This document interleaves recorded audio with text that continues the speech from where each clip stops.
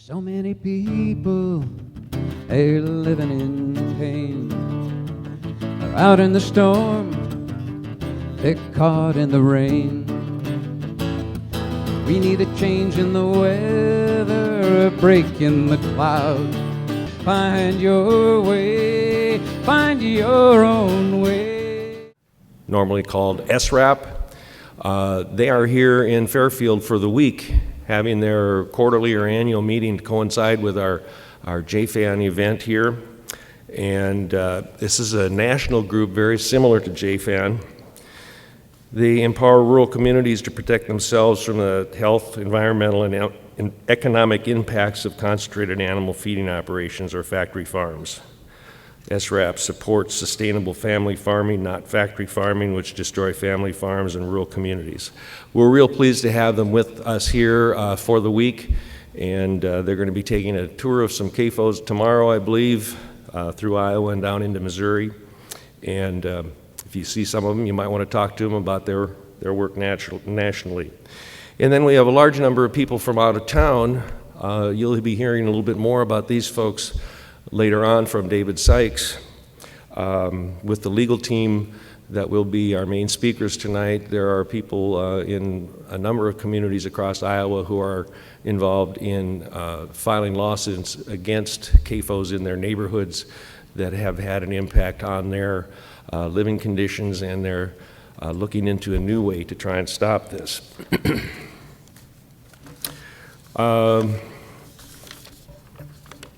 That is our thank yous. I'm glad with that. I'm going to save one really important one for later on.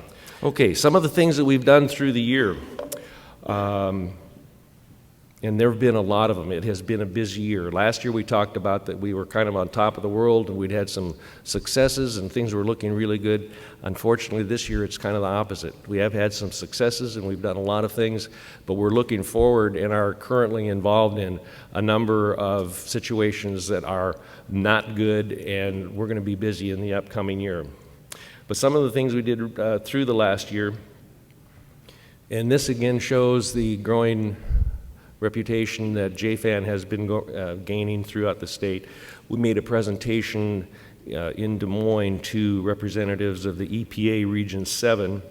This meeting was organized to show problems with the Iowa DNR to the EPA, and our presentation shared about how the applications for several CAFOs in our area were poorly handled by the DNR. We also submitted a 13-page detailed report to the EPA on these applications, and then attended a follow-up meeting in January on this. Some of you maybe have received the big CAFO book tonight. Last year we distributed 1,500 copies of that book across the state to legislators, county supervisors, other political officials, people in Fairfield, and a large number of areas. This was, the book was CAFO, The Tragedy of Industrial Animal Factories. All the 1,500 books were distributed, the grant that we had, and this was sponsored by the Watershed Media. We've received a second grant now, and we have 100 books to give out tonight. They're free. If you want to pick one of them up, you can. If they're all gone, we can get some to you later because there are more coming. By the way, if you have one at home and you don't want it anymore, be sure to get it back to Jfan, because we do get requests for them on a regular basis, and Freddie told me he's got more than enough at Revelations.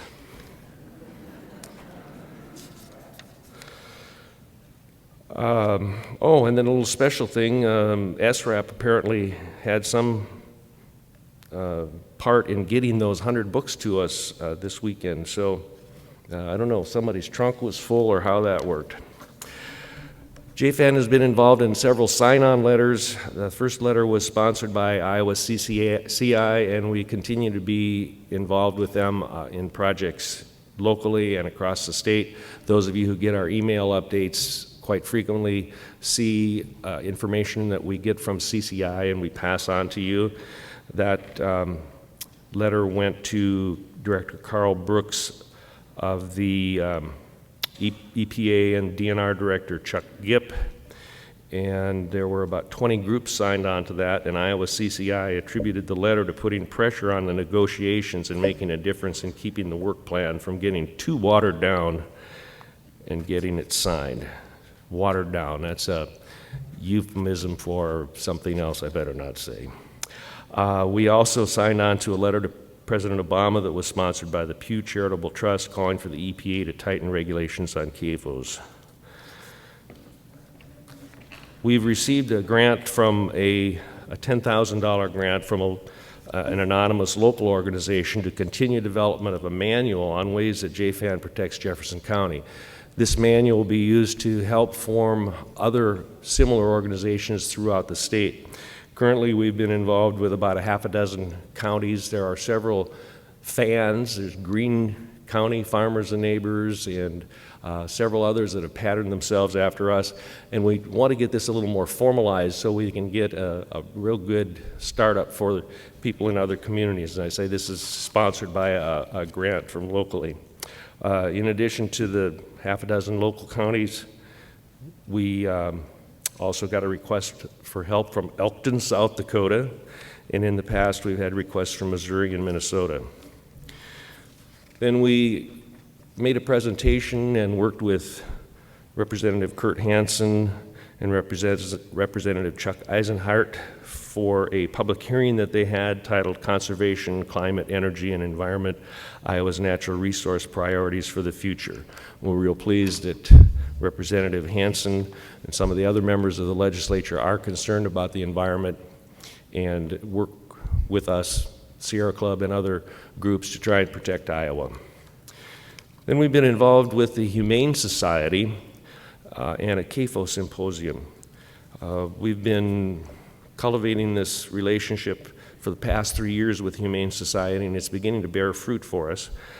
We had 2 members of their legal team came to visit several groups in Iowa this spring, and we've been continuing to work with them. Initially, about 8 years ago when Jfan started, we decided that we probably wouldn't concentrate on the animal rights issue significantly because being in Iowa, some people don't relate to that. However, we see more and more people doing it, relating to it all the time. And the other thing is people who live in urban areas really don't understand what it's like living next to a CAFO, being exposed to the antibiotics, the smell, the bacteria and all that sort of thing. So what does seem to be working with urban people is the angle of animal welfare, and so we're starting to work on that. The CAFO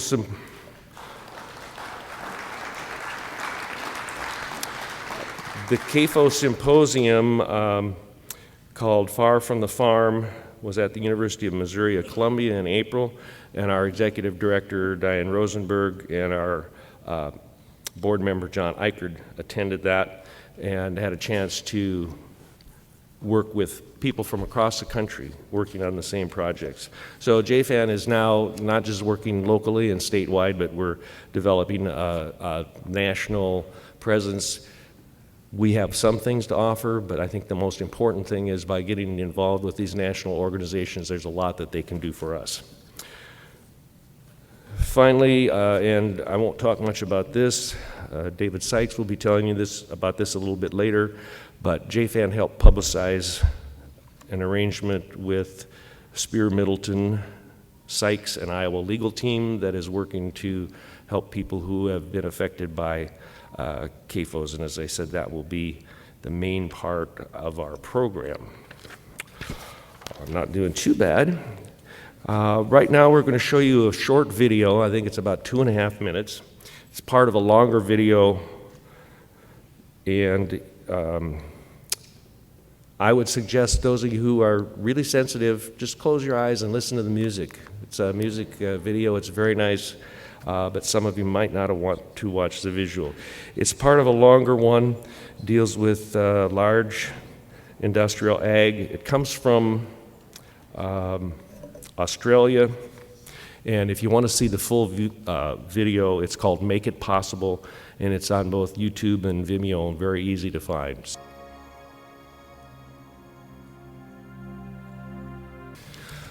Well, I'm sure critics would say that it's a ridiculous anthropomorphication of animals, but as someone who raises livestock,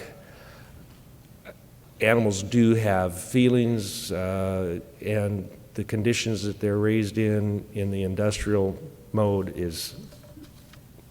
shouldn't be tolerated. I mentioned this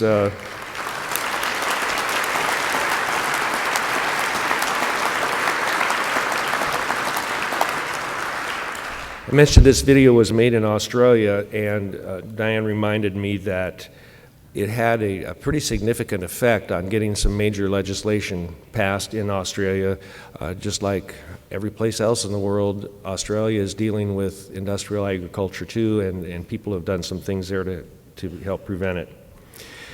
The other thing, this is a good time to mention that Jfan is not anti-agriculture. We support farming. We support livestock farming. Jfan supports the family farmer, and that term has gotten to be a somewhat twisted term. My favorite example is Christensen Family Farms from Sleepy Eye, Minnesota, and they run probably 20 or 30 farms in Davis County, Iowa, a full state away, and who knows how many other hundreds across the state, but they are a family farm. What we are opposed to is the large agricultural, industrial, and chemical complex. Jfan is also pro-sustainable agriculture, agriculture that's not toxic to the farmer, the farmer's family, the community, the nation, the environment, and the animals.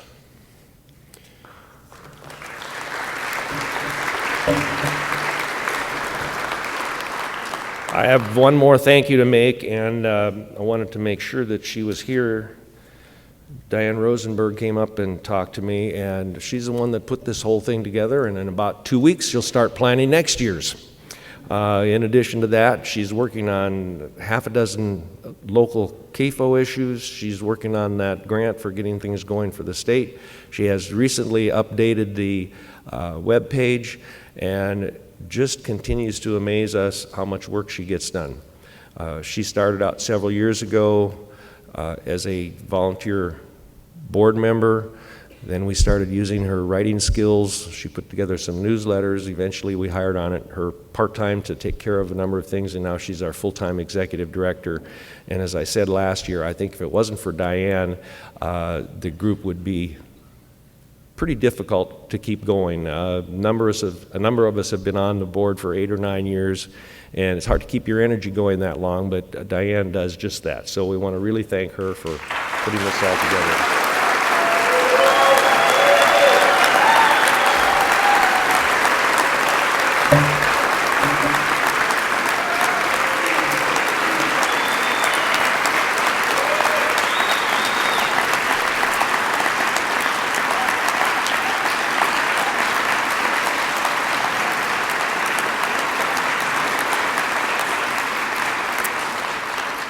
Diane, I think that shows you that everyone appreciates your work. Now I'd like to introduce Chris Bush. Chris is a member of our Jfan board. He's a program director for the David Lynch Foundation, and that possibly might have something to do why some of you who have made donations tonight got a copy of a really neat DVD having to do with some of the Beatles. And he also, Chris works closely with Dr. John Hagland at the Institute of Science and Technology and Public Policy. Chris?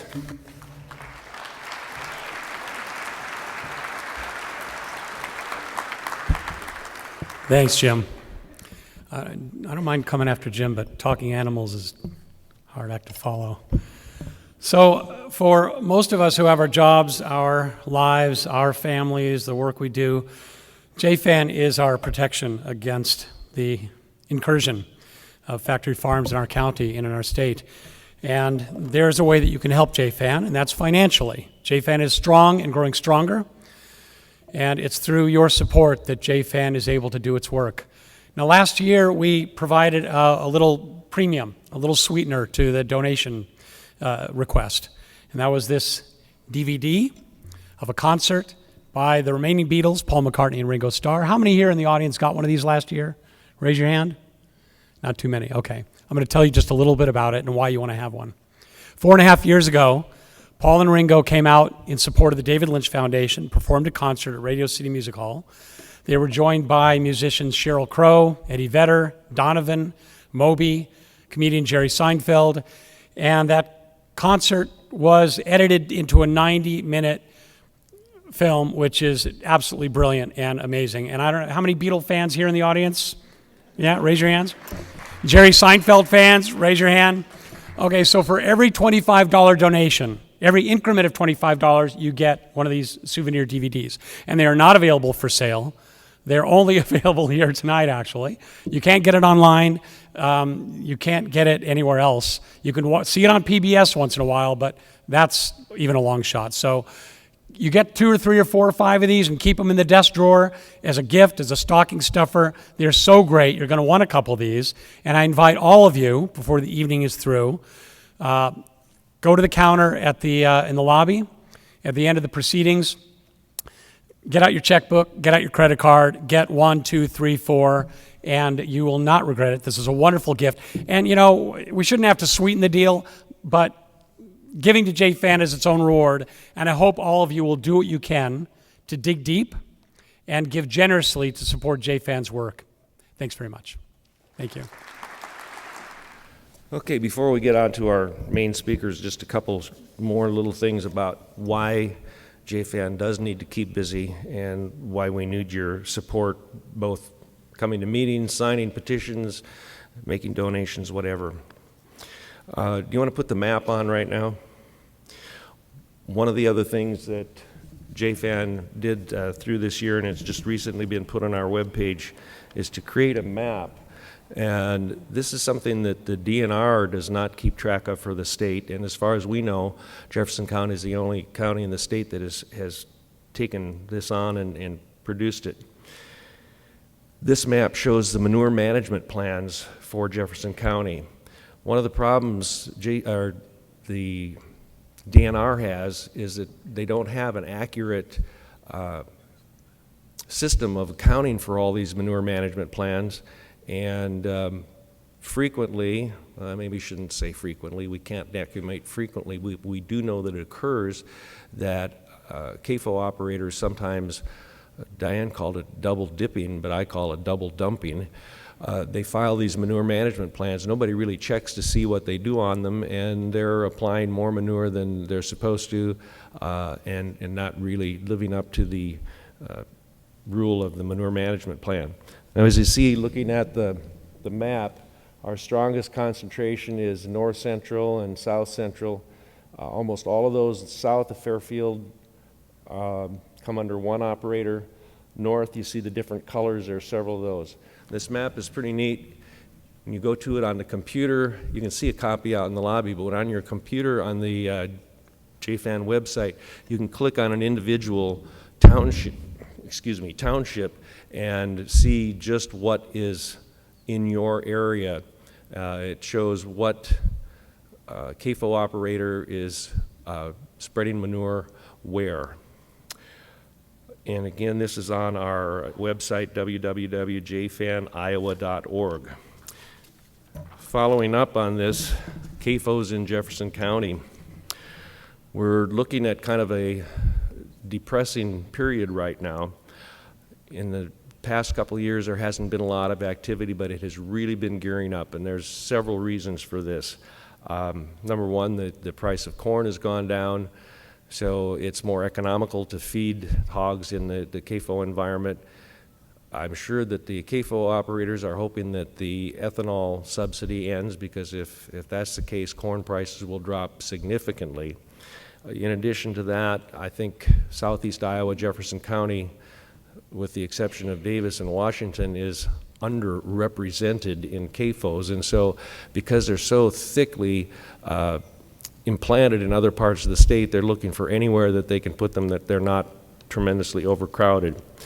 One of the things that indicates we're being targeted in this part of the state, Cargill has announced plans to build a $29 million feed plant in Hedrick, about 40 miles northwest of here. to produce feed for hog confinements.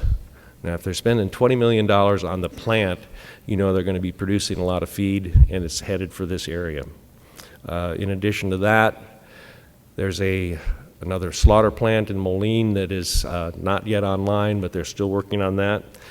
And then you can go further than that internationally. I'm sure some of you have seen that Smithfield, one of the top 3 pork producers in the country, was bought by a Chinese company. Almost all of their pork will now be going to China, so the void that is there for the domestic product that they've sold, the other companies will be looking to fill that. And then there's also the Trans-Pacific Partnership, which is a treaty, a trade agreement that nobody knows too much about. It's been very secret, but we all know what NAFTA did, and we're a little bit worried that this Trans-Pacific treaty would be even worse. Okay, individual CAFOs.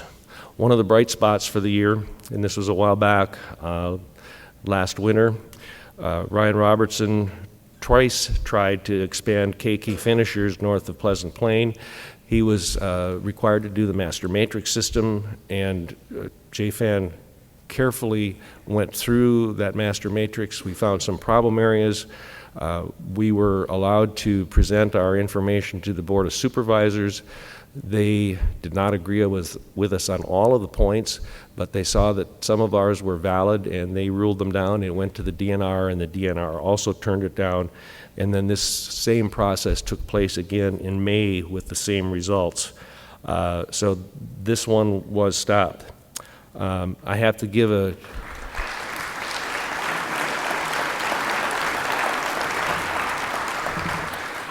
a compliment to our Board of Supervisors, and by this I don't mean to indicate that they've sold out to Jfan or everything. They were simply doing their job. Some counties rubber stamp the matrix, figure they can't do anything about it. Some counties don't even sign up for the matrix. But our supervisors took it very seriously. They carefully went through the documents, checked on things, not just with Jfan, but with the DNR and other sources, and did their job. So Becky Schmitz, Dick Reed, and Lee Dimmitt did their job, and also in December, before his term expired, Steve Bergmeyer was also very good in digging out some of the information. And as a hog operator, Bergmeyer knew a lot about it. Pine pork is another new confinement from Ryan Robertson. This one is for 2,480 head of hogs east of Pleasant Plain. The neighbors in that area are somewhat upset because the land that he purchased, there was a verbal agreement that there would not be any CAFOs put on this land, and now there's a proposal to put one up. So these neighbors are getting together to oppose the thing, and Jfan has provided informational support to the group. The Casey Deal site, this is one of our most recent ones. It's new. This is for 2,480 confinement buildings. Interesting point on this one, one of them is in Casey Deal's name, the other is in his wife's name. There's a rule in the DNR that you can't have common ownership, common management without applying or having the matrix apply, but there's a loophole that since these are operated by LLC, limited liability corporations, they can get around that. So a husband and wife have 2 CAFOs side by side, and because of that they can outwit the matrix plan. DNR attorney Randy Clark has been working with us on that. We plan to follow up. There have been discussions, individual discussions with Mr. Deal, and we hope that he will decide that this is not a good place to locate his CAFO. The Jordan Morris CAFO, this one is a small one, and it was only because of neighborhood information that we found out about this. It's small enough that it does not require DNR notification or a manure management plan. It's a 1,200 head unit, slips right under that rule. They're always right up next to the next level of enforcement. It's west of Maharishi Vedic City, and the neighbors are very concerned. One of the closest neighbors has been working over the last year or two restoring a home to be an eco-tourist resort, and what they expect to have there is something that will employ a large number of Jefferson County workers. they called Jfan for help, and we've been involved in that. Some of you may have read some letters in the Ledger about this. We had a meeting with Mr. Morris. In addition, he had with him a representative from Tri-Oaks. And the meeting was mostly pretty cordial. There were a couple times that some of the discussion got a little heated. And after further negotiations with the neighbors, we thought that maybe we were reaching some kind of an agreement on that. But then we didn't hear anything more, and he started construction and now has the concrete for the manure pit built and plans to do that. Since it's southwest of Maharishi Vedic City, the prevailing wind directions indicate it might not be real good. There have been a couple of other CAFOs in that neighborhood. They've been operated very well, and they're small. They're a little further north. They haven't been a problem, but we're concerned again that it's this one, the mushroom effect that's happening. If we let one in, then we have to let another in, and pretty soon there's going to be too many of them.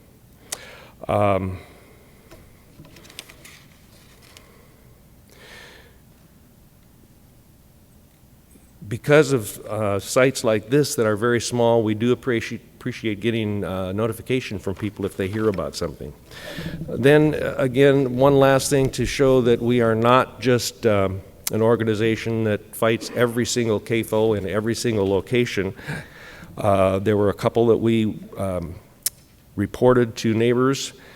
The pork shop site was another 2,480 head CAFO from Riot Robertson. It was built in Lockridge Township, close to an Amish church there. The Amish were contacted, and they said they didn't want to get into the political process involved in that. There was one neighbor who thought about opposing this, and then he decided he didn't want to, so in the end, we did not take any action on that. Then there were two more CAFOs in Blackhawk Township, CAFO from Dave Eichelberger, who is a huge producer in Washington County, and he put up another small 2,480 head unit on property owned by Joe Motti. Again, after our community notification, no one responded. Recently, one neighbor approached us about it, and we'll keep it in monitoring it and let us know if there's any problems. But again, this is not one that we opposed. And then in Penn Township, 2,480 CAFO by Aaron and Matt Adam, no one responded to our alert, so we did not take any action. Okay, now I have one of the most disappointing things to tell you tonight. This is a short-range thing, not a long-range thing. One of our key speakers tonight, Lynn Henning, had a family emergency. Her father-in-law died yesterday, and she is not going to be able to be here tonight. And I've seen Lynn speak personally, and I'm probably going to be more disappointed than you if you haven't seen her speak before, because she is really terrific. But maybe we'll get her back next year. But as I said, her father-in-law died just yesterday, and she had to cancel. But we have some backup. We'll be showing a video of Lynn that we're fortunate to have. If any of you are interested in listening to a radio interview, James Moore did an interview with her on KRUU, and that is available in their archives. Just go to kruufm.com and go to Planet Erstwhile, and it's within the last week or two, and you can listen to that 20-minute interview. She's an amazing woman, and maybe we'll have her back some other time.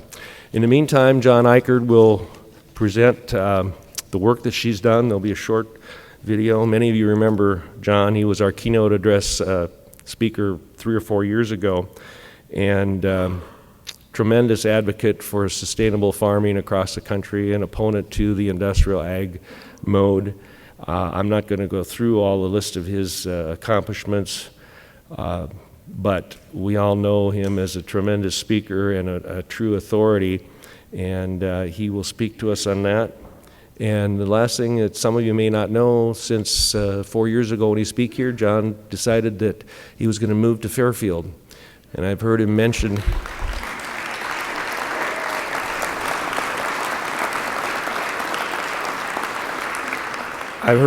several times to people when they asked him why decided to move to Fairfield is that he's traveled all over the country and seen what industrial agriculture and CAFOs can do to small communities, and he wanted to be sure that he lived in a community where they were doing everything they could to fight that. So we're glad to have John here, and John is going to be glad to give some information about Lynn Henning, a personal friend of his.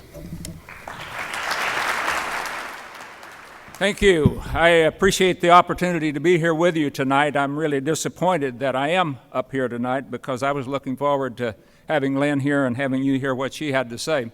I just repeat what Jim had to say. My wife and I wanted to move to a small community. I wouldn't have moved to a small community anywhere that didn't have a strong group that was fighting CAFOs. And Jfan is one of the best in the whole country. And I'm proud to be on the board of directors of Jfan. I'm also proud to have been on the board of directors and be on the board of directors of the SRAP, Social Responsible Agriculture Project, and they're fighting CAFOs all over the country. And we need people all over the country that are doing this good work. As I said, I'm really sorry that Lynn couldn't be here tonight because she is an outstanding person. And it would have been a real pleasure for you and a real joy for you to have heard her personally present her story. But I'm honored to be able to at least introduce her work to let you know a little bit about what she's done. And I'd like to start with the video to give you some idea of what a remarkable person that Lynn Henning really is. No, can't. Oh, we move it. Spread across the wide open landscape of Lenawee County, Michigan, a quilt-like patchwork of family farms has flourished for generations. Dean is my husband of 30 years of marriage. He grew up on a family farm. He's always been on a family farm. And we've raised our children here since 1981. But beginning in the late 1990s, this idyllic agricultural setting mutated into something toxic and damaging. The culprits were factory farms, concentrated animal feeding operations, known as CAFOs. I like to refer to them as animal factories because the animals are nothing more than machines. They don't get to see the outdoors their entire life. CAFOs can house between 700 and 1 million head of livestock in confined spaces. The animal excrement produced daily at a medium-sized factory farm is equal to a city of 70,000 people. Untreated waste is channeled into huge open pits.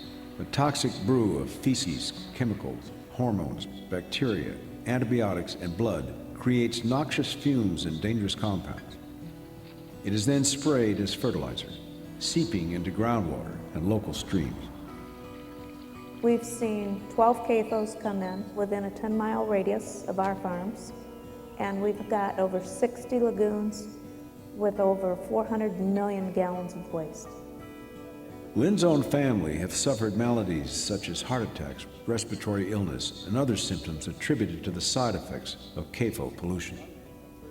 There are three main gases that are airborne from the CAFO operations, and those are methane, hydrogen sulfide, and ammonia as a respiratory irritant.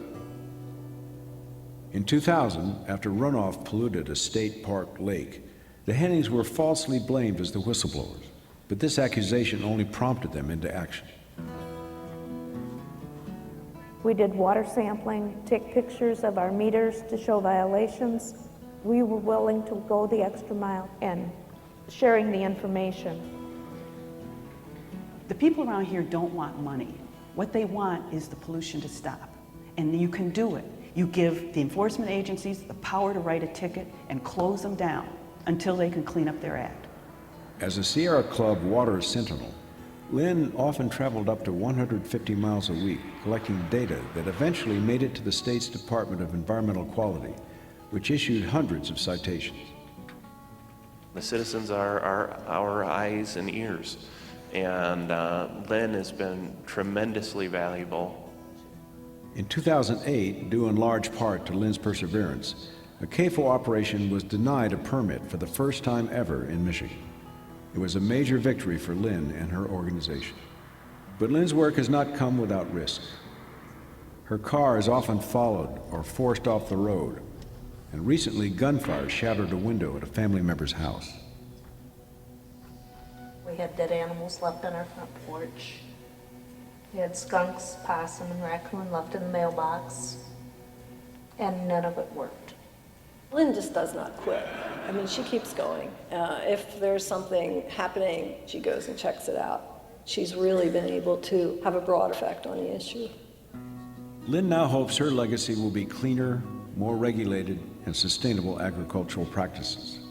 I think we need to train our children to raise food for the next generation. And if there was a case where a CAFO could run properly, they would have to put animals out on pasture where the family farmer has raised food for generations. For outstanding environmental achievement in North America, the 2010 Goldman Environmental Prize is awarded to Lynn Henning, Clayton, Michigan.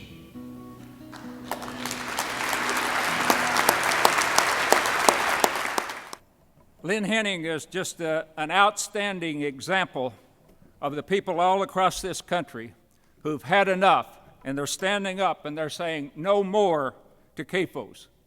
She's a farmer, a long-time rural resident, and probably didn't give CAFOs a second thought until they started moving in all around her. But she wasn't an activist, and she wasn't necessarily an environmentalist until she found that she had to become both if she was going to protect her family, their health, and their quality of life.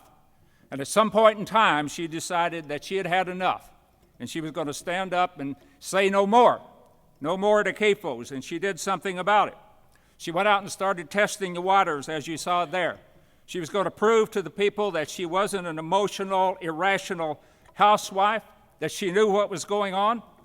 The CAFOs consistently, routinely violate the basic regulations in terms of polluting the water around them, and she proved that they were violating it, and she held them accountable for it. You know, Lynn Henning may be more committed and she may be more effective, as you saw there, but otherwise she's not all that different from the people that I've worked with over the years in 16 states and 4 provinces of Canada, and most recently in Wales in the United Kingdom. These are mostly family farmers, people that have been in rural communities all of their life. They're concerned about their families, but they're also concerned about agriculture, the future of agriculture, and the future of rural areas, and they've had enough. And they're standing up and saying no more. Now, there's a new public relations campaign, a multi-million-dollar public relations campaign that's funded by the CAFO corporations that are set out and bent on discrediting Lynn and other people like her. They label these people as being uninformed, irrational, emotional, but none of that could be farther from the truth. They're not out to destroy agriculture. They're trying to save agriculture. They're not against animal agriculture. They're just against this particular kind of animal production. Now, I'd readily admit that some of the people that I've come across have been emotional. For example, I was recently at a conference over in York, Pennsylvania, and I met a fellow there that was in a wheelchair, and he had a neurological problem that had basically disabled him, and his doctor had told him it was probably because he was living too close to a CAFO. And the doctor advised him that he could either move out of his home or he could prepare to die. At that same meeting, there was a mother that had a little girl that had respiratory problems that was keeping her from being able to function in school, and she had a little boy who had a nasal infection and it ended up with him bleeding out of his ears. And all of that started when there was a hog farm next to him that expanded into a CAFO and was spreading manure outside their bedroom window. Yes, these people are emotional, but I would argue that emotion in defense of fairness is no vice, and indifference in the face of injustice is no virtue.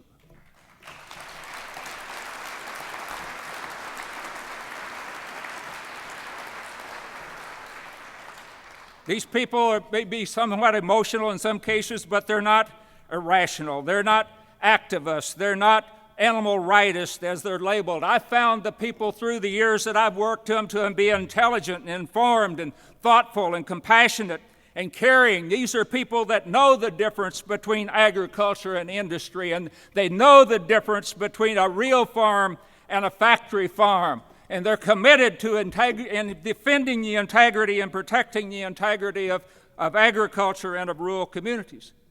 It's not the opponents of CAFOs that are foreigners in rural areas somehow that don't understand. These are the people that really do understand agriculture. They're the people that belong there, and they're the people that feel for ethical and moral reasons that they have to stand up and say no more to the CAFOs.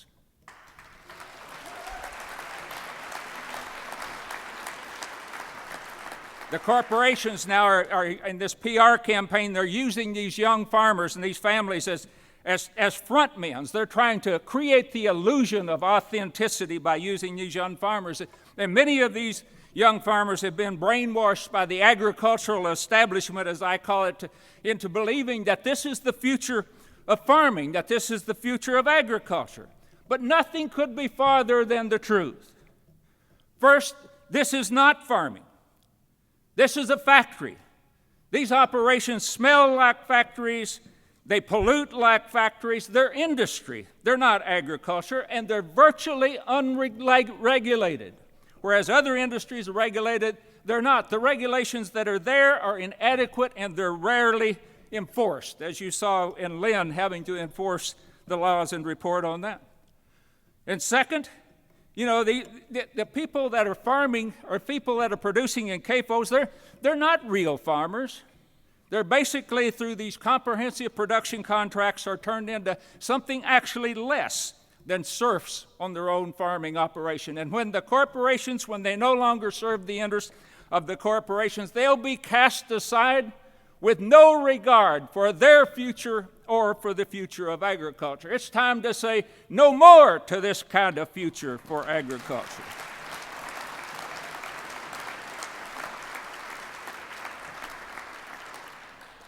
This big corporate PR campaign, multi-million dollars, I think it's $30 million the first year, they set up to defend, and they say on their website that they're trying to defend industrial agriculture against the growing public concern and public resistance, and CAFOs are the epitome of industrial agriculture.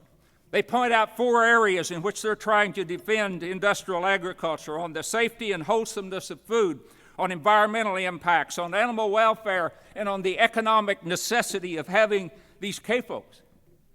Now, you know, that used to be the CAFOs promoters would call for good science. They don't talk about good science anymore. They've turned to PR because the scientific evidence is growing that provide an indictment on every one of those counts.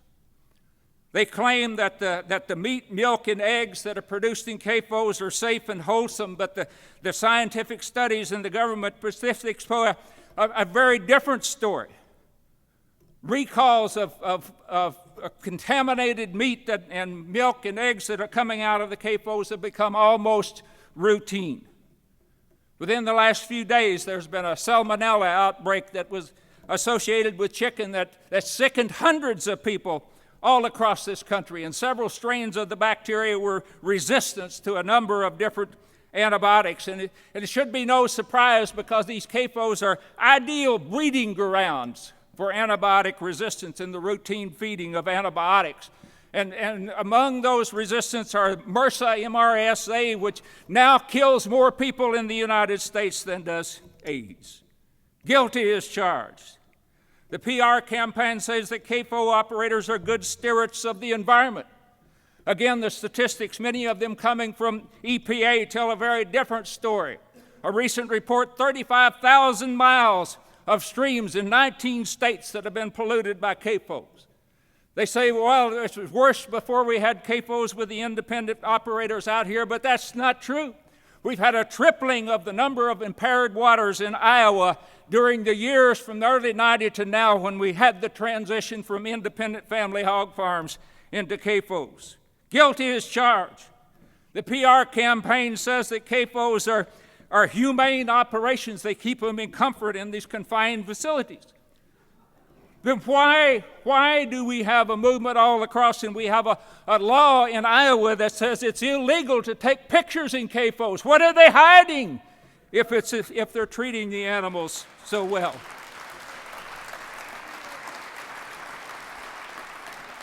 CAFOs are basically concentration camps, if you will, where there's too many animals in too small a space to give any form of dignity or respect to the animals that is essential to humane treatment. Guilty as charged. The PR campaign says that CAFOs are an economic necessity, that we have to have CAFOs to feed a hungry world. Again, I can tell you that as an agricultural economist, it's absolutely not true. We're not producing any more meat, milk, or eggs than we could have produced in the past or that we could produce in the future. We're just doing it with far fewer farmers. What we have today is a situation where the smaller farmers could actually produce as much or more as we're doing today, but it would require more farmers to produce it. And what's wrong with having more farmers?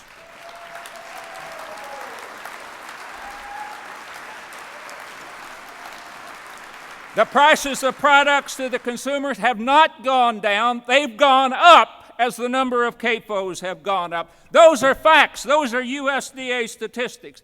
It's not the consumer that benefits. It's not the farmer that benefits. It's certainly not rural communities that benefit economically. It's the investors in the large agribusiness corporations. Those are the only ones that benefit economically from this kind of agriculture. You know, the PR is right in one respect. There is growing resistance as people become aware of what's going on out here. Rural people, urban people all across society are standing up and saying, no more CAFOs. I think we're in the midst of a great battle today. This could be the build-up to the battle of this ongoing war of CAFOs that's coming out. This is a battle that we need to continue to fight if we're ultimately going to win. We've got to fight it on all the fronts. We've got to fight to enforce the laws that are out there through water testing and various other places. We've got to continue to fight to have stronger regulations on CAFOs. We've got to take we've got to take legal action against governments when they refuse to enforce the regulations that we have. And we've got to have nuisance lawsuits by people, private individuals, when all else fails and they continue to pollute your environment and threaten your health and your quality of life. Rural people have every right to stand up for the basic human rights of self-determination and self-defense.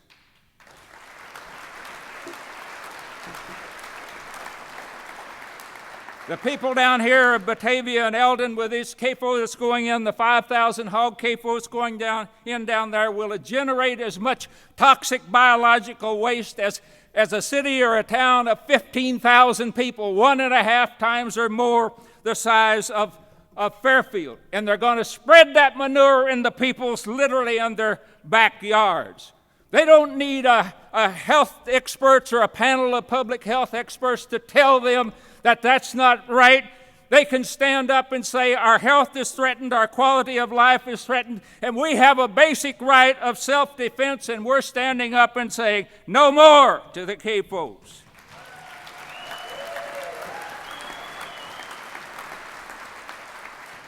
I personally, and I'm not speaking on behalf of Jfan or SRAP of any of the others, but I personally would like to see a nationwide boycott of CAFO products. I'd like to see picket lines in front of grocery stores across the country and in front of restaurants and other places. And I'd like to see people carrying pickets that says, no more food contaminated by CAFOs, no more streams or air polluted by CAFOs, no more mistreatment of animals by CAFOs, no more economic lies in defense of CAFOs, no more CAFOs.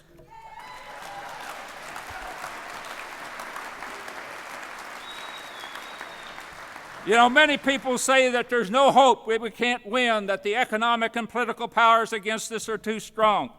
But folks, the future hasn't been determined yet.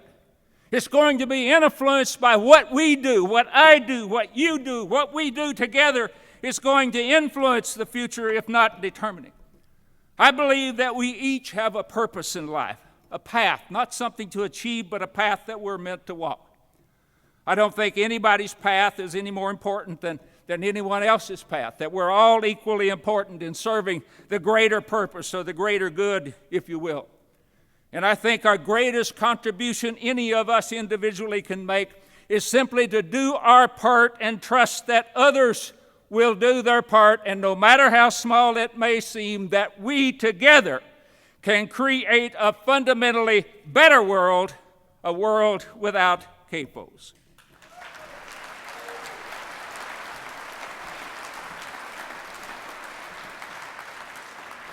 I think we each have an ethical and moral compass that guides us on that path.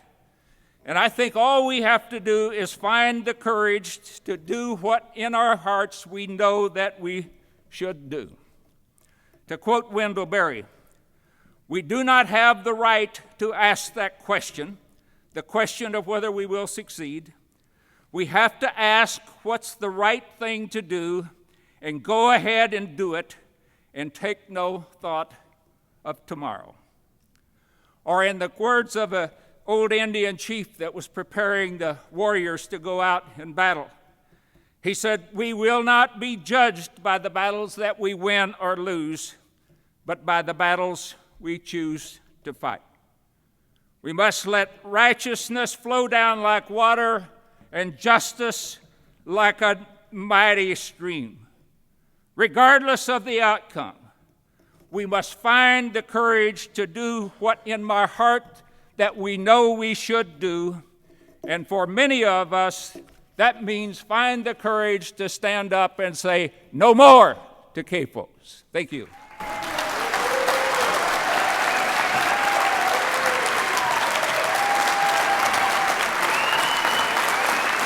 David Sykes is an attorney in private practice here in Fairfield. He's currently Jfan's legal counsel, and he's a former board member and one of the founding members of Jfan.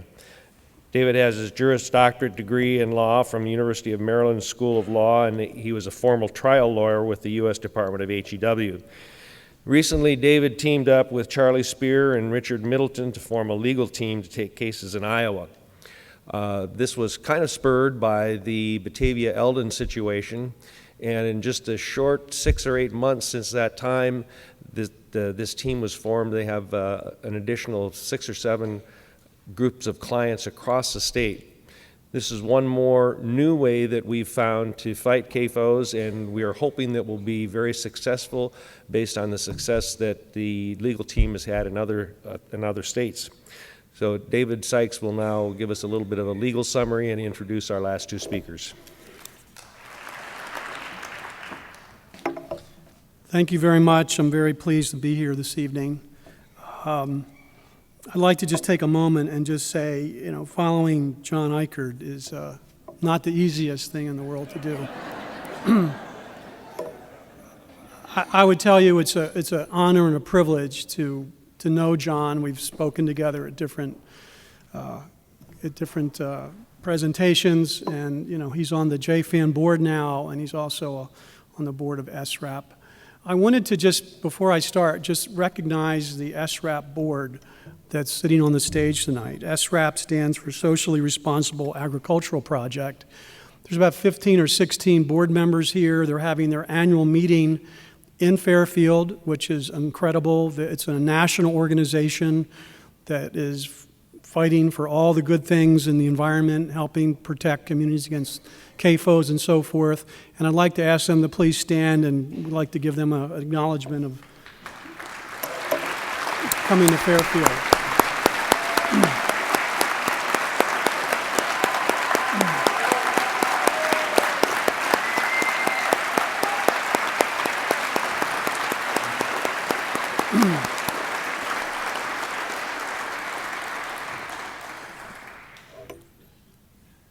Jim made a number of comments that I'd like to address for a minute. He's mentioned some of the CAFOs that have recently shown up in Jefferson County, and we're concerned. There seems to be an increase in CAFOs as of late. I've been talking to most of the groups that Jim mentioned, and we're exploring options and what we need to do to protect these communities. Essentially, from a legal point of view, the legal assistance is only as good as the community or the neighborhood that is willing to stand up and fight these CAFOs. So for those of you that are in the areas that Jim mentioned, I would strongly encourage you to be involved. It's only through community action that we can actually accomplish change.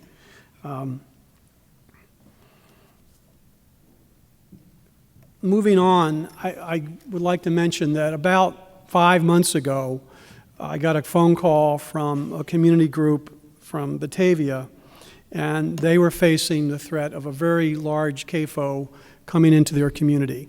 In the process of talking with them and meeting with them, I agreed to take their case. I was pondering, what would be the best way to help them, and I thought about a phone call that I had made 3 years ago. Again, Dr. John Eichard had introduced me to Charlie Spear and Richard Middleton, and we had a conference call years ago talking about CAFO strategies, legal strategies, how to help protect a community. And I called Charlie, and we ended up speaking on the phone. I described the case. He agreed to fly up here, which he did. We spent the day together, meeting with the Batavia group, walking the area, and he agreed to take the case with me, which was to my great joy and appreciation, given his skill and talent and that of Richard Middleton. Since that time, Charlie and I continued our conversation, and he, to my great delight, asked me if I would be interested in joining Richard Middleton and himself in an Iowa legal team, and I accepted. It was actually a tremendous honor to me. Richard and Charlie, for the last 15 years or so, have been fighting CAFOs in 7 states. They've achieved many multi-million-dollar awards for their clients. They're feared by their opponents. I think the story goes, and they might mention it, I don't mean to usurp their thunder, but around 2000, Bobby Kennedy Jr. assembled 8 law firms to fight CAFOs and environmental issues, clean water issues in the nation. Richard and Charlie's law firms are the only 2 that are still doing this. To their credit, they're both crusaders, they're advocates for the communities. They're great guys, and I'm very happy to shortly introduce you to them. Now, having said that, they flew in this morning, and we have spent the entire day meeting with plaintiff groups from 5 counties, representing over 250 people, where every hour we met with a different group talking about their case and how we're going to work together. So before I go on, I'd like to ask all of the plaintiff groups that are here tonight to just stand up as one group. I won't go into the individual cases, and let us please recognize you.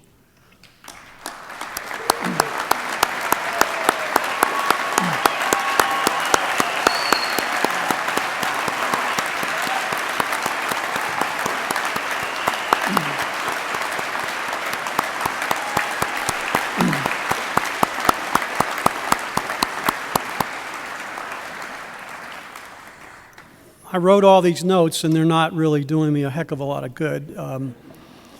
I would tell you that these are the heroes. These communities, these represent 7 cases in these 5 counties. These are the leaders right now. They're standing up and saying, we're no more, like John said. We're willing to stand up, and it's not easy to stand up. These CAFO interests have money. They have a grip on the state. It takes courage. You have to believe in it. You have to just, as John said, just move forward because you know it's the right thing. And these people are inspirational to me, and I think to Charlie and Richard, and to many other people. I got an email from Charlie, I don't know, maybe 3 or 4 weeks ago, And it turns out that one of the attorneys that represents most of the CAFO cases in Iowa was speaking to a industrial agricultural group and was bragging that there have not been any nuisance lawsuits against CAFOs since 2008. So in 2009, 10, 11, and 12, according to him, there have been no cases. Well, that gives the other side a bit of comfort that when all is said and done, nobody is really standing up against them. And as I thought about it a little bit more, the case that was in 2008 was actually a case that I was involved in, and that was the last one.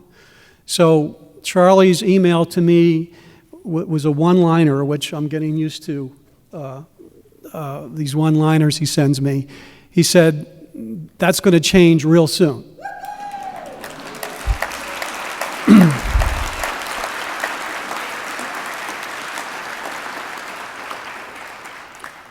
The thing about this legal team that I'm very proud of is that in the cases I did years ago, we had to charge the clients a regular legal fee. I mean, we had to pay our bills. We had to ask for retainers and expenses and so forth. And it's not easy because a lot of these rural communities, particularly those that have been targeted because of the fact they're small rural communities, it's very hard to organize in the first place. But then once you organize and you find out that a lawsuit could cost $50,000 to $75,000 and plus out-of-pocket costs, that's a lot of money for a struggling rural community. So one of the things that Charlie and Richard do is that they offer legal representation on a contingency basis. And they also have been very kind in many cases to help with the legal costs. So this is a game changer. This allows rural communities that otherwise could not protect themselves to stand up to multi-million-dollar or multi-billion-dollar agricultural interest and defend their communities. And I think all of you that are here tonight that are in that situation know what it means to move forward with this case and not have to go out and mortgage your home in order to protect yourself. So this is one of the great things about Richard and Charlie coming to Iowa. The other thing that they're bringing with them is a tremendous amount of expertise, experience, and wins, multi-million-dollar wins across the country over many years. So without any further ado, as I introduce both of them, the awards and accolades, I mean, I literally could talk for a while and just could not cover them all. I would mention briefly that Charlie, in the recent past, received an award as a legal champion in Missouri, and Richard, among his many accolades, was the former president of the Trial Lawyers of America. I'd like to give you what I call the dynamic duo, Crusaders, Charlie Spear and Richard Middleton.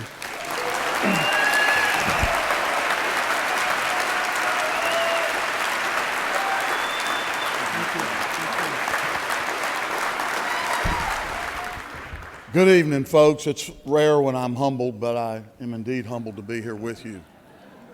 Now, I want to tell you, I met many of you today, and I'm so proud to know all of you that stood up and are standing up for your own rights in your own neighborhoods and your own communities. And I know you, but there are a lot of people in this room that I don't know. And you know, yesterday, Charlie and I were in court in Raleigh, North Carolina, and we were dealing with a whole passel of lawyers from Smithfield Foods and McGuire Woods operation out of Richmond, Virginia. And they were talking about how we were going to be here tonight and we were going to be speaking to people in rural Iowa and how we were going to be promoting our lawsuits. And then Charlie got a call from the Cargill lawyer in Des Moines that we have seen around in various states with Faegre and Benson. And he knew we were going to be out here tonight. So I know we've got some of you folks here, infiltrating us. I just want to see if any of you got the courage to raise your hand and say hello to us. Not a damn one. Well, let me tell you something. Let me tell you something, folks. All I wanted to do was see if you'd be willing to accept service on a lawsuit, because we're coming.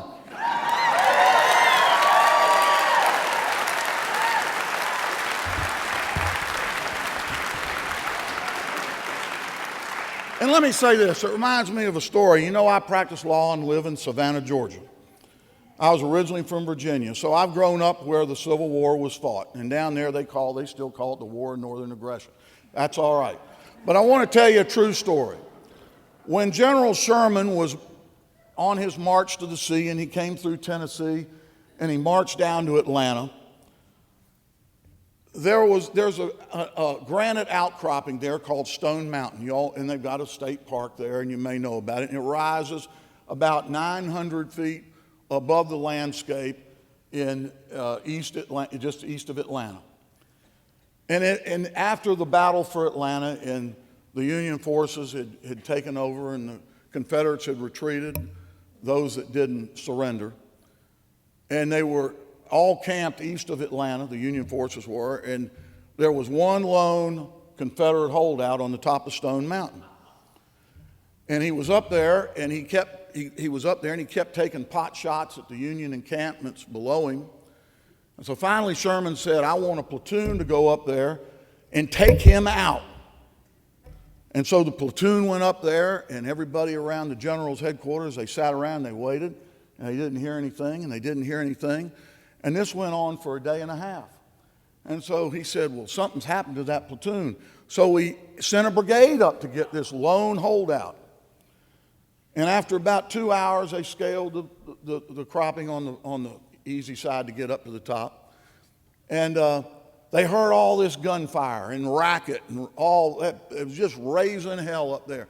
And all of a sudden, the whole brigade started running back down the mountain. He said, it was an ambush. There were 2 of them. Well, I want to tell you, with David, we got 3. And we're here to fight for you.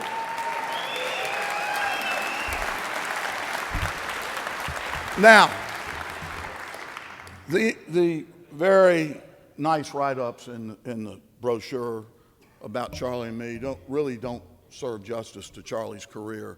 So I want to share something with you. David was right. Bobby Kennedy Jr. got 10 law firms together, and we were 2, and there were 8 more. And now it's down to just us doing this.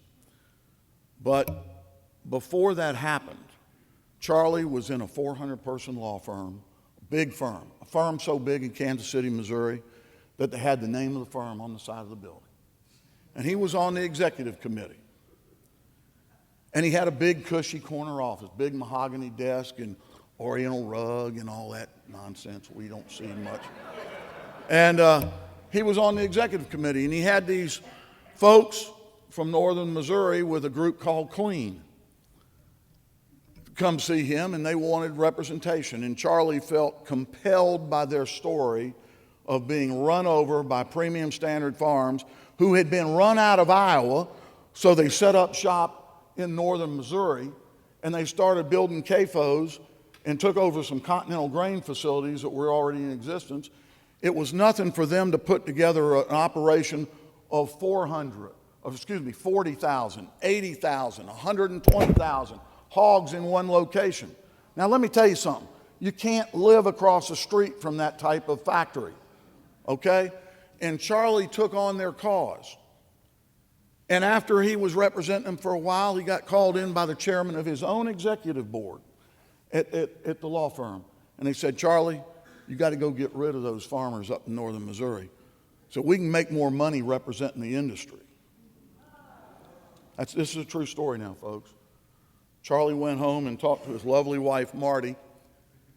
And Marty looked him in the eye and he said, Charlie, you're not that kind of person. And I'm not that kind of person.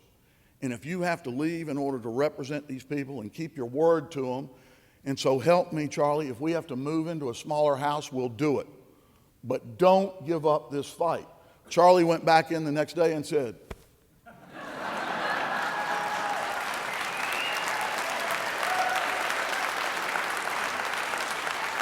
And then when Bobby got us together, and we came out here and we met Scott Dye, and we met Terry Spence, and these other SRAP representatives, and they became clients of ours. And we took on the fight. And as you know, Smithfield bought Premium Standard Farm, and now Shineway, a supposed private company in China, has taken over. What you don't know is, in order to be on the Beijing Stock Exchange, you got to basically be run by the Communist Party. And so the CEO of Shineway, which now owns Smithfield Foods, is an 18-year member of the upper echelon of the Chinese Communist Party. So we're fighting the Chinese in North Carolina. And that's why you folks who won't recognize yourselves as being with Smithfield or affiliated with them don't want to talk about it, because you're working with the communists. I'm going to turn it over and let Charlie talk for a few minutes.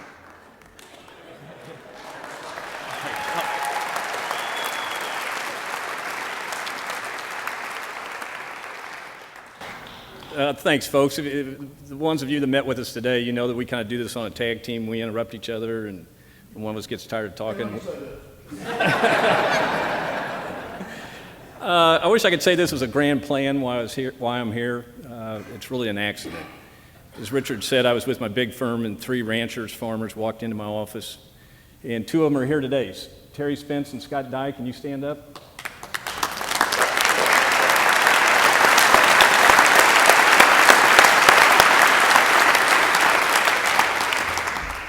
And they're the warriors. We're just the ones that get the opportunity, the honor to tell their story in court, to get them in front of the judges, to get them in front of the juries and let them tell their story. And when you meet people like Scott and Terry, like the folks we talked to today, I mean, it's almost emotional. I mean, how can you not have the backs of such good people? It's an honor for us to represent you all, and it's changed my career, it's changed my life, to be able to see the world through different sets of eyes, to see the world through people that are being disrespected. You know all this. And when they came into my office, I thought this was going to be an easy representation. We were going to, and most everybody that comes to me, what they say is my government has failed me. My state agency, my county, not Jefferson County, you guys are doing a great job. But they say my county's failing me, or my state's failing me, EPA's failing me. I want to sue the government. So I said, okay. We sued the state of Missouri to take away their permitting authority under the environmental law, the Clean Water Act, the Clean Air Act. And it ended up being the leading case in the country. EPA joined in on our side. We ended up with a consent decree in 2002, I believe, that's still being enforced. And they were supposed to study and implement the best available technology in the land. They're still studying. Nothing's happened. So I tell people, I understand why you want to sue the government, but we're not people for you to do that. We just don't believe that's a productive lawsuit, if you will. So a lot of times I say, I know what doesn't work because we've done it. And another lawsuit that we've looked at is what we call science lawsuits. And that's to try to prove the various elements that you all are suffering from that live by these facilities, the ones that John Eichert was talking about with such eloquence. Common sense tells you that's happening. You have bad asthma, you have respiratory problems, you can't sleep, you have headaches, you're depressed, you're anxious. You go away on vacation, you feel great. You come back, as this one fellow said so eloquently today, went on like a 3-week, month journey in their RV. They arrive home, open the door of the RV, and they're confronted with the gas. I mean, how offensive is that? So the science lawsuit, again, to do that lawsuit, you have to prove causation. You have to prove with a doctor, a physician, that this hog farm is causing this ailment in you. 2 things. One, it becomes a case about the experts. Jury gets bored hearing all this highfalutin talk, and it's about the experts, not about you. We've done that lawsuit. We don't think that's an effective lawsuit. We've done permit challenges, and most of you know, those are hard to win. And 15, 20 years ago, I told people I wasn't going to take their money anymore to try to fight their permits. And I direct them instead to good people like Jfan and SRAP. And they're the people you want to go to when you're confronted with one of these moving in. They're the pros at community organizing to help you stop these from coming in, which is what you want to do. But what I'll do is I'll help write a letter for you. I won't charge you, saying if you come in and you are a nuisance, which we think you will be, then these people have asked us to file suit against you. So I'll put that out there. I'll do that for all the communities out there that are interested in doing that. Now, what we have found that works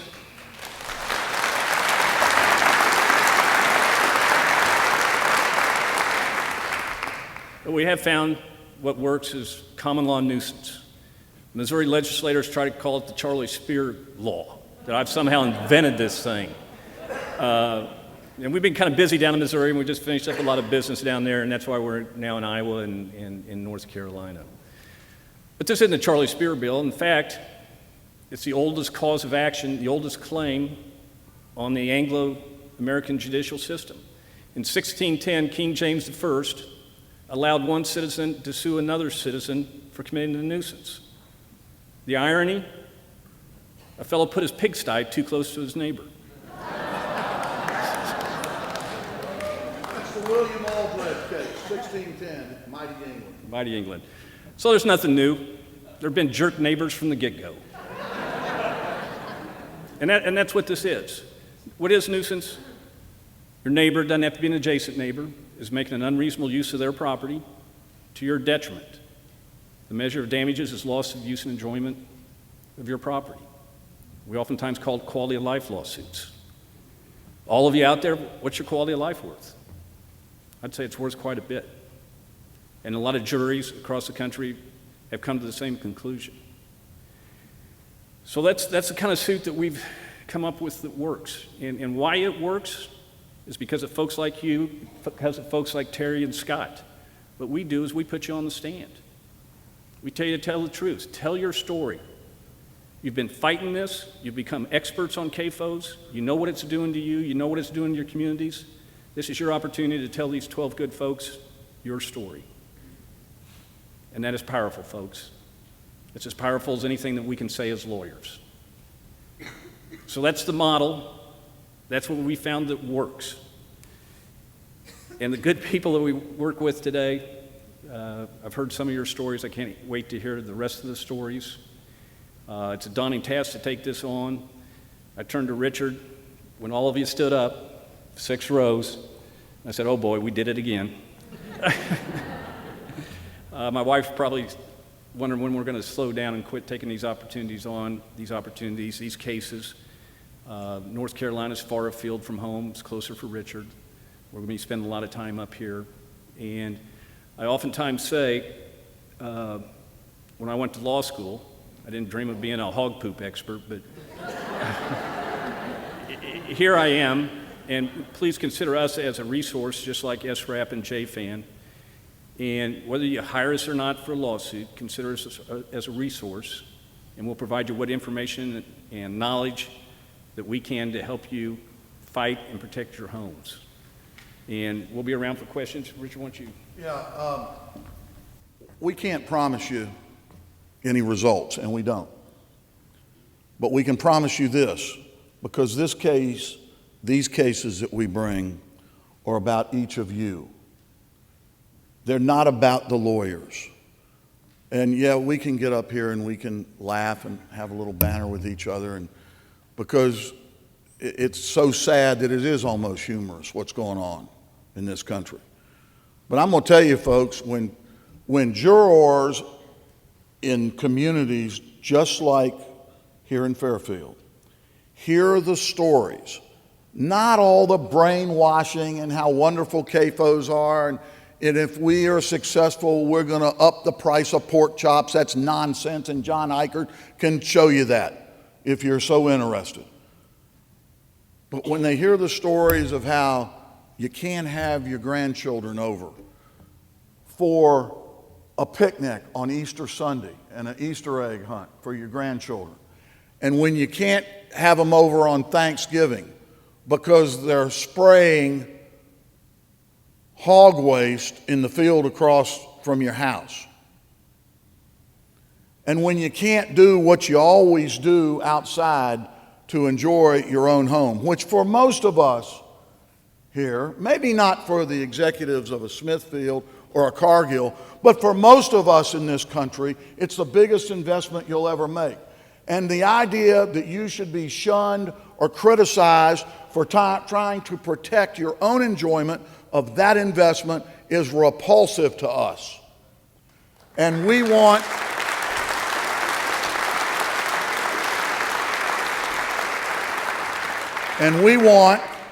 to help those, or attempt to, that want to stand up for that investment that they've made over the years. Now, some of you have heard some of our stories today, and we've been doing this, and you know, there are a lot of things that happen in the course of this litigation. We represented a gentleman who's now probably 95 today as we sit here, and he's on his third lawsuit. Because you see, with nuisance, you know, Charlie, first of all, talked about the science lawsuits and you got to prove causation. You don't have causation in a nuisance case. Hell, everybody knows shit stinks. There ain't no proof needed for that. So we have this gentleman who went after Premium Standard Farms. He was in Charlie's first group, Jack Arnold and his lovely wife Carlotta, who's now since passed on. But they sued and they got a verdict. They were one of 52 people, they were two of 52. They got a verdict against Premium Standard Farms back in 1999. And the thing about nuisance is you can't get damages for the nuisance in the future. No state allows damages for future damage. It allows damages for stuff that hadn't occurred yet when you're bringing this on a nuisance type theory. So what happens is that you file the lawsuit in Missouri, you got your damages, you get the verdict. Charlie went right back and refiled for the next period of time. And Jack and Carlotta were some of my first clients that I went to trial with. My first trial in Missouri was in 2006. And we had Jack on the stand, and we had up behind the witness thing. Some of you heard this story this morning. We were putting up slides of him with his grandchildren riding in his lap on the John Deere tractor and out fishing in the pond on his farm and his wife working in the flower bed. And we saved one for last. We had a picture of Carlotta, his wife, who had this little gosling, a little abandoned baby goose, a gosling. And it was in her lap, and she's sitting there outside just smiling with this little bird. And we said, "What's that?" And Jack turned around and looked up, and he said, "Ooh-wee, ain't that just something?" He said, "I wish I was 16 again. I'd like to take a crack at that." Now, some of you might think that's bad, but this was in front of a jury in Missouri. And the jury loved it. And I said, "I don't have any more questions." I sat down. The very serious defense lawyer for Premium Standard Farm walks up there and tries to ask questions, and nobody's paying any attention. Everybody's looking in the jury box. The jury's on the floor laughing about it. So it's all about you. Folks, it's about every one of you. It's about your stories and how it's impacted your enjoyment of your own farm, your own home. And people say, "You're trying to destroy farming, Spear. You and Middleton are out there just trying to destroy farming." Hell, most of our clients are family farmers. Almost all of us are.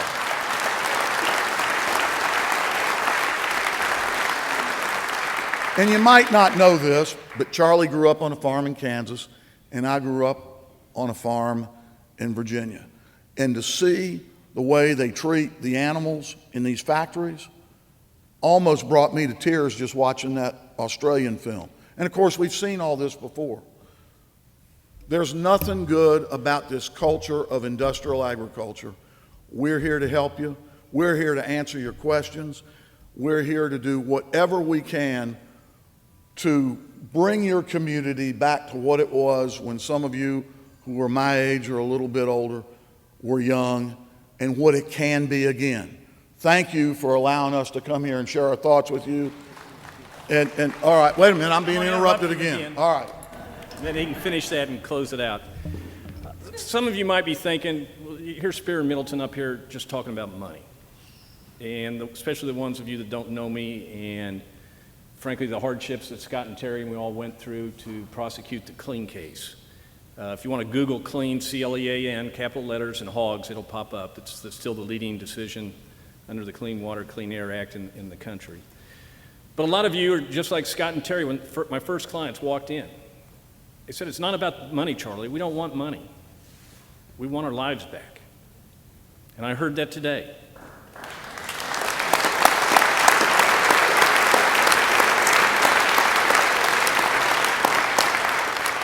And as lawyers, in the toolbox, we only have a few tools. And I've told you about some of the tools that we've used and they weren't effective. And we talked about the tool that is effective, and it involves money damages. I know all of you have been at this for a while. Can you shame them into doing the right thing? Can you reason with them to do the right thing? No. What do they understand? Why are they doing this? Money. So if you want to get their attention, it's just like what John Eichert said. Don't buy the stuff. That's how you...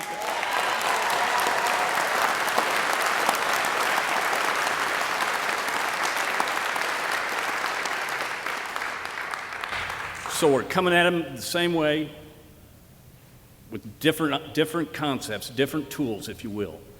So that's why when we talk about money, it's not about lawyers making money. It's not about you all making money. We're just trying to help you get your lives back. And that's why we're here.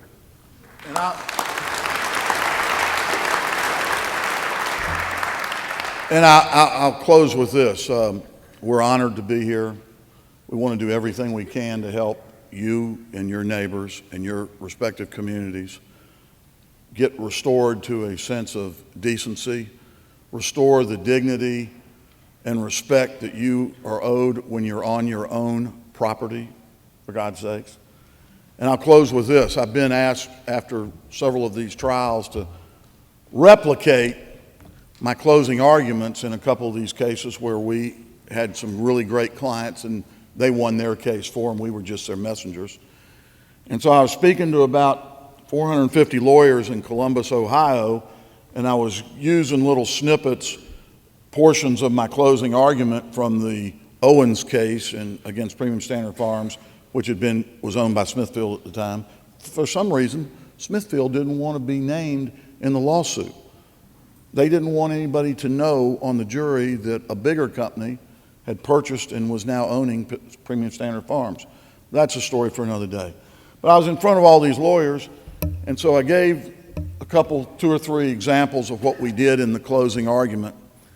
And you heard Charlie say he didn't know he was going to be a hog poop lawyer.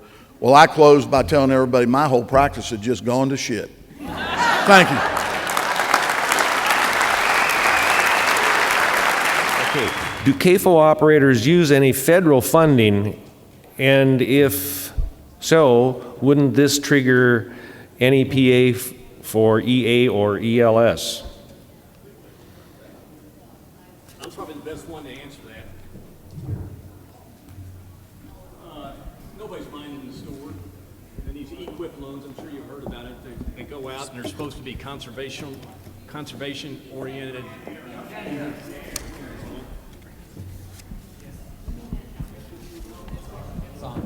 Okay, there you go. Just get it closer. Now I'm going to blast you out. These equip loans, what I said was nobody's minding the store, and these equip loans are managed by the local conservation services, NCRS, and what they're going for is build lagoons, terracing and so forth so that they can land apply more waste, and in my opinion, they're going to the wrong people. They shouldn't be going to factory farms, just like the giant subsidies shouldn't be going to the giant farms. They should be going to the people that really need it to survive on their farms. Okay, I would assume since You have started activity in Iowa. You've been doing some studying this, and David has as well, familiar with Iowa law. This question goes, the nuisance laws here in Iowa are very clear-cut, it would seem. If the farmer is not in violation of statute or federal law, how can they be sued as a nuisance? How can you win?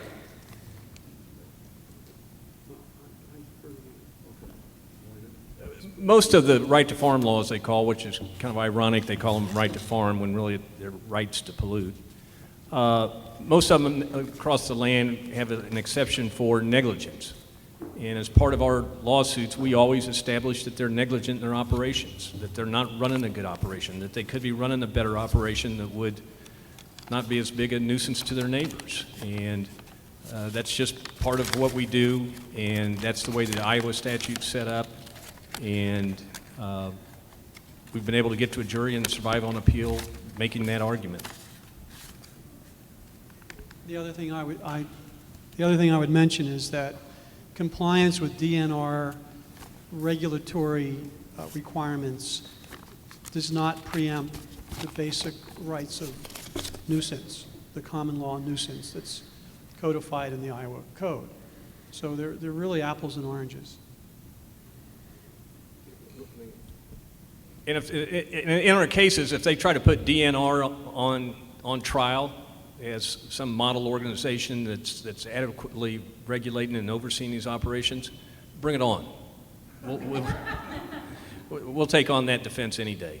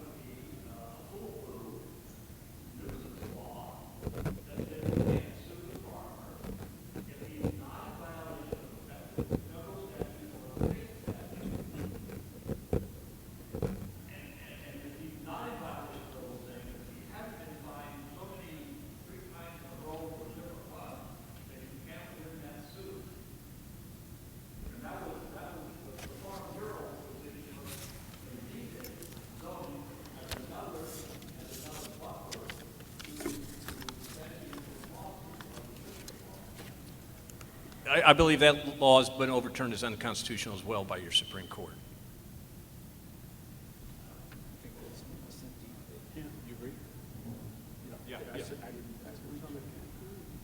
Okay.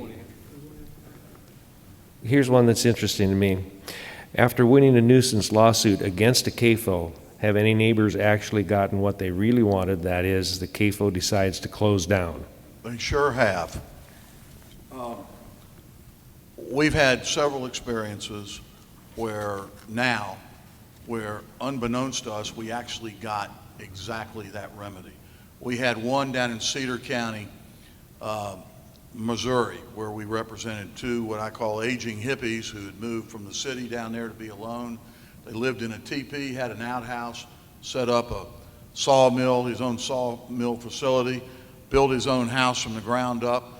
They wake up one morning, they look up, and the hill across the street from their state-maintained gravel road was being completely obliterated and clear-cut so that the hog farmer that was going in next door could have a place to spray and dispose of his hog waste. He couldn't get any of their neighbors to join him. We took the suit, although our preferred model is to have people in a neighborhood, more than one household, get involved. And we got just pummeled in the press by Missouri Farm Bureau's representatives because Farm Bureau was representing the owner of that facility. What happened in the end was we went to take we took the farmer's deposition, and he was our best witness in the case. He didn't know what in the world he was doing. And we got ready to take the integrator, the owner of the hogs, actually, that provided the hogs to the farmer, got ready to take their deposition. The case settled for more than $1 million for those two people within an hour and a half. It was extraordinary. What we next learned was Farm Bureau, as brave and courageous as they pictured themselves to be in the press when they were calling our lawsuits frivolous, refused to go in and continue to insure the farmer. And nobody's going to put their pigs in somebody else's barns if they're not going to be insured. And so with an inability to have insurance, he couldn't get anybody to supply him hogs. Nobody in Missouri would give him hogs, and he went out of business. About a year and a half later, Charlie gets a letter from somebody who says, we're thinking about buying that Northview swine property, and we're going to put hogs in there. You won't sue us, will you, Mr. Spear? And Charlie went back and said, the day you put in the hogs, we're going to sue you. So it has worked, sometimes in ways you can't even expect. Well, another thing on good old Farm Bureau, friend of the farmer out there, they issue these ag policies to these contract growers. And in all of our cases across the country, when the grower gets sued, the Farm Bureau sends them a letter and says their insurance doesn't cover manure and odor, saying it's the pollution exclusion. So if any growers are out there, you better go talk to your agent and get a letter from him saying that manure and odor's covered. Otherwise, you're going to be exposed to the full monetary damages from that lawsuit. And one of the ways we get around that pollution exclusion is by showing that the contract grower, because you know at the end of the day, the contract grower, all he's got is the dead animals and the waste that's left, and a small fee for raising them on his ground. So where we have found the contract grower selling manure to neighbors to use as fertilizer, if you will, we've been able to get around the pollution exclusion because we can show that it's an integral part of his business plan. Okay? And if you're insuring against hazards that hurt your business plan, and your business plan is to take and cycle that, or you don't recycle, but you're cycling that waste as fertilizer and you're making money on it, then it should be covered. That's another way around it. Here's one for Dr. Eichert. Just short. Picketing, how to organize. I'm waiting for somebody else to, is this on? Yeah, it's on. I said I'm trying to inspire somebody else to do that, you know. There's folks around here that are better at those kind of things, so I just go around trying to spread the idea. I hope somebody will pick it up, you know. In Iowa, a good group to do that would be the Iowa CCI, or Citizen Community Action. You know, they're good at activism. You need somebody that really knows how to organize people and how to do something like this, and I don't. Why are you the only law firm left doing this work? I don't know. Honestly, I've gone to national legal conventions, and we have a group that we co-chair called the Industrial Agriculture Litigation Group, and we encourage other trial lawyers to get involved, and we'll share everything with them.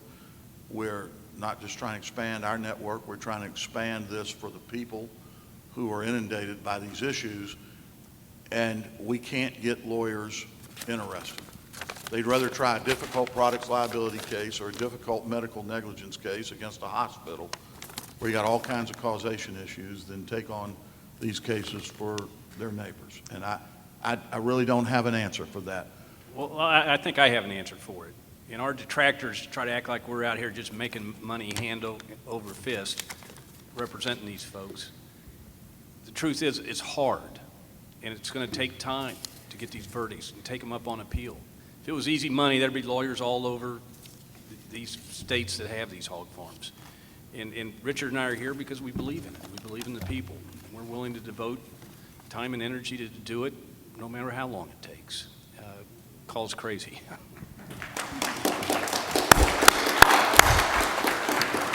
Let's do one or two more. You said 5,000 hogs equal 15,000 people, roughly equivalent. How much money does it cost a city of 15,000 to treat their sewage? This is the cost avoided by CAFOs. How many dollars per day would a city of 15,000 be fined if they had no sewage plant and discharged their sewage directly to the land like a CAFO of 5,000 hogs? Well, I think that's a comment more than a question. If the mayor or somebody from the city council was here, they could probably answer that, because as I recall, we're in the process now of increasing taxes in the city of Fairfield to rebuild some part of the sewer system, and I don't know how many millions of dollars are. $40 million involved just in improving the city sewer system, and you know, there's 10,000 people basically in Fairfield, and we're talking about 50% more. So obviously this CAFO of 5,000 hogs isn't going to make that investment. I think that's ultimately what has to be done. If CAFOs are going to operate in a responsible way, they need the same sort of multi-stage waste treatment facility that a municipality needs, and anything short of that, I think, is going to leave the general public with a health risk that wouldn't be tolerable unless it was considered to be agriculture and therefore excluded from the regulations that everybody else is subject to. And I say that as somebody that grew up on a farm, spent my whole life working with farmers. You know, we've gone too far in terms of saying agriculture is different, therefore it doesn't have to be regulated with respect to environmental and public health risk. We need to stand up and say, look, this isn't agriculture in the sense that agriculture was exempt. This is not the same agriculture that was exempt in years past, and we need to change that. I want to say very quickly, I'm in favor of all the lawsuits and the nuisance suits that people are paying here. But I talked about public health issues, and I think that's the Achilles heel. But I think what happens if we can get these nuisance suits and you can win these cases, then people are going to stand up and say, look, there's something fundamentally wrong with this. So I'm looking further down the road. And I hope you win a lot of suits, because that's going to cause a lot of people in Iowa to say, what is it that's destroying these people's quality of life? And they're going to look deeper, and eventually we're going to get rid of these operations overall. Let me come at it from a little different standpoint. When you talk about the cost of a 5,000 hog operation, you're talking about probably 1,200 pig barns, okay? And there's all kinds of alternative technologies out there. We come in and put up alternative technologies to show what they could be doing, but that which they're not doing. As an example, there's a guy by the name of Bumgardner in St. Paul, Minnesota, BEI, who's got this, we call it negative ionization, but it's a wire that runs down inside the roof of the barn, along the peak of the barn from one end to the other. And when that thing is turned on, it gets rid of 85% of all the dust particles in the barn that are emitted. And the dust particles carry the chemical compounds which cause the odor. So if you're getting odor from the barn itself, it can get rid of all but about 10 to 15% of that. We've seen a prototype in operation. He can't get people, well, several years ago, he couldn't get anybody to invest in it. $1,600 a barn. $1,600. You don't have to talk about $1 million waste treatment facility. And he came to us in frustration and said, what can I do? And so we've been talking to him over the years, but now Smithfield has said they're going to do that. We've heard reports that they're doing it in their barns out west. In other words, not in the southeast, not in the Carolinas. If that's true, and if we can prove that those changes are being made, excuse me, then that is not an alternative design that they have no knowledge of. Another one is methane digesters. Smithfield has operations in Eastern Europe. They're required over there by the EU. And there are 4,400 methane digesters in practical use on hog farms in Europe, in Germany alone, 4,400. We went to South Dakota. We saw a frustrated family farmer up there who built his own. And I walked around and saw it in operation. There was a little smell, but it was nothing like what you normally get. And then he was creating his own electricity to run his facility. And you can sell off excess, you can sell it back into the grid, and you can sell it as carbon credits. So there are all kinds of technologies out there that are available. They don't want to utilize them, period. And that's why so many of the communities that these CAFOs go into are lower income communities, where they don't think the people are organized, they don't think they have the will or the ability to fight back. They don't have the resources to do so. And we've seen it not just with hogs in the Midwest and the Southeast, we've seen it with chicken operations in the San Joaquin Valley. There was a Filipino-American community out there that we have been representing for several years now, decimated by a huge egg-laying operation that creates 81 tons of chicken manure every day. And they went in there for one reason. They targeted them and said, most of them are immigrants, they won't fight back, and we'll be safer here than if we went down to one of the big, more substantial communities down the highway a little ways. Well, and to show the disrespect of the industry for you all, the neighbors, on this negative ionization, when the press release was issued that they were putting them in their western barns, eliminate 85% of the odor by dropping out the particles, they said they were doing it for the health of the swine. And that's what this case is about. It's forcing good manners upon, as I said earlier today, jerk neighbors. Yeah, just one quick thing, and I agree with you. They don't want to do anything. They say it's not economically feasible. Basically, what that means, if you force them to do that, they couldn't compete with the smaller independent hog operation. Now, when does that become economically feasible? And the other thing is the things that you're talking about here in general relate to the facility. And what I'm talking about in general relates to where they're spreading the manure all over the countryside. And while there's studies that have done on this, and while the methane digesters significantly reduces the amount of pathogens, it does not rid them of pathogens. You're still talking about spreading a toxic waste, a biological toxic waste. It's still, the pathogen levels are still well above anything that's allowed under law, and the studies that I've seen coming out of Wisconsin on the digesters. So they're not willing to do anything, but I'm saying even if they did some of the things that are being done, they're still not going to address that problem in the long run. We need to treat animal waste in a way that's at least generally consistent with the way we treat human waste. And we agree with that, and by them saying that technology is not available, well, shoot, we've been treating human waste since Roman times. They know how to do it, they just don't want to spend the money. Okay, one last question, and I'm going to try and combine three on this because they're all similar. What can an individual do effectively to influence and change Governor Branstad and his... Vote him out of office. Okay, that's quick. Another very detailed question talks about the last few years and changes in the DNR and reductions in staff, ineffective solutions, changes in the government, and basically asking about the legislature.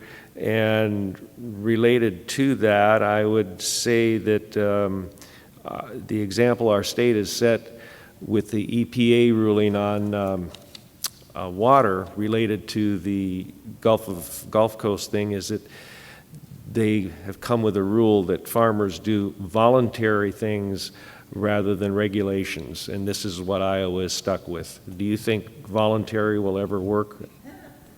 Well, let me just comment real quickly on this. I think in general, I know this is the case in Missouri, and I think it's the same thing in Iowa.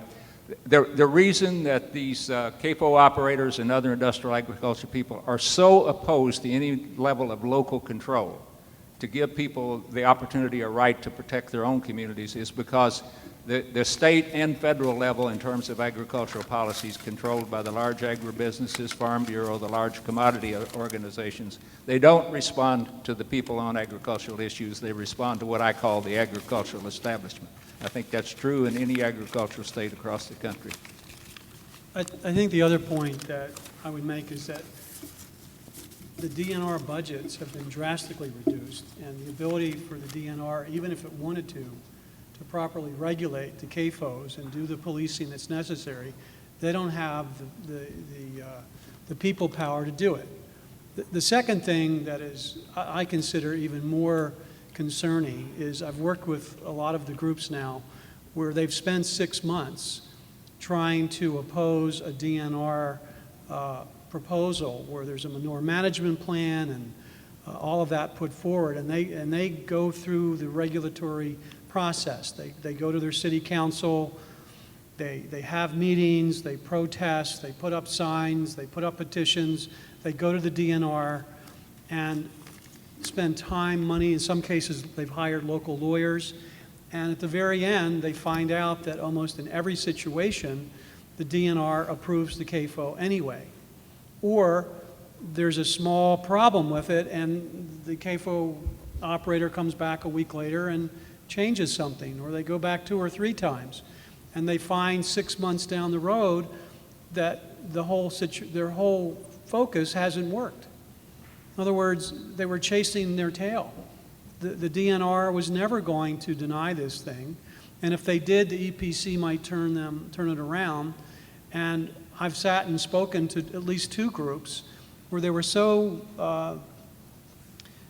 down about this that after all these months, they didn't think there was anything left.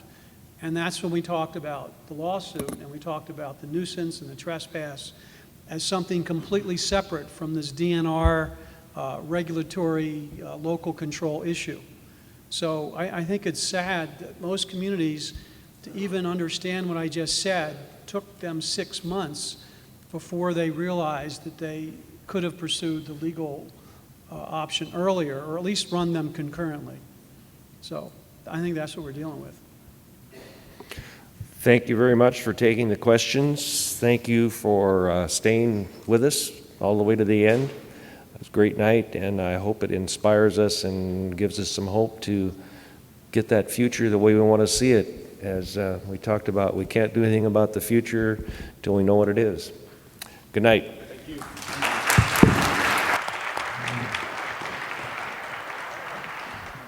Ron, great job.